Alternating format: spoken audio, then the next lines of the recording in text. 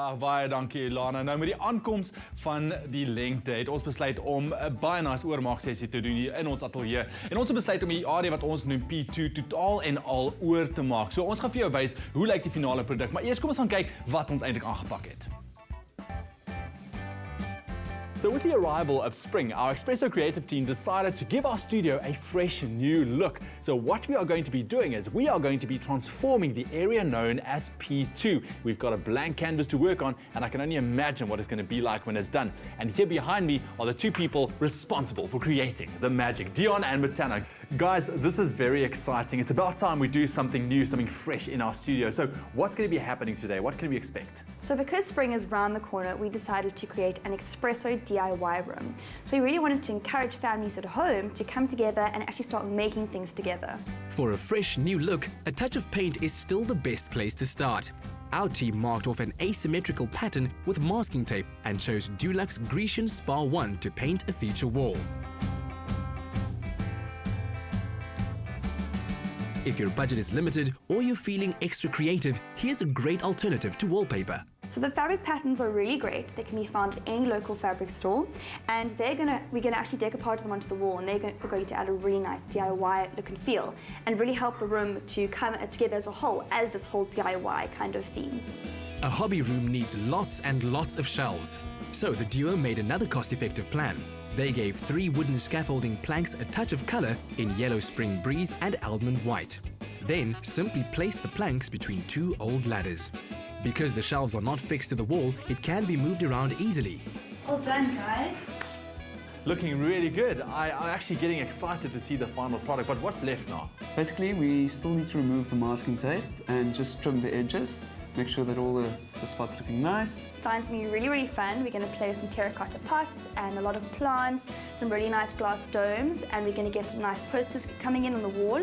And then we're gonna also take a workman's bench and use it as a table and actually do our DIYs on that. So it's gonna be really great.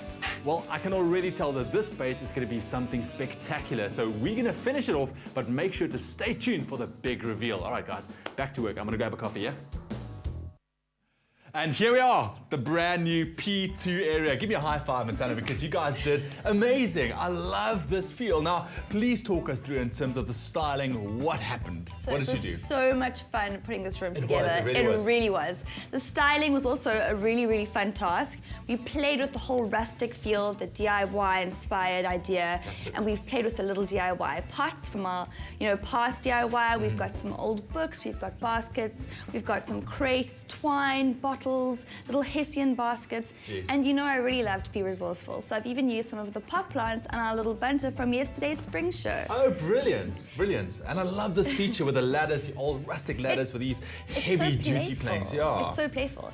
And of course, this copper bar we have on the side here was such a great feature because we just used some plain wooden hangers, and all of a sudden it became this kind of mobile mood board. Yes. Which I love. And So you can literally change that up as we go along. Exactly. I wanted to be able to, the pictures to change, even our decor elements. I mean, it was just like we have our main structures, and now we can play with upcoming seasons, with whatever DIY we're doing today, so we can really actually have fun and switch it up.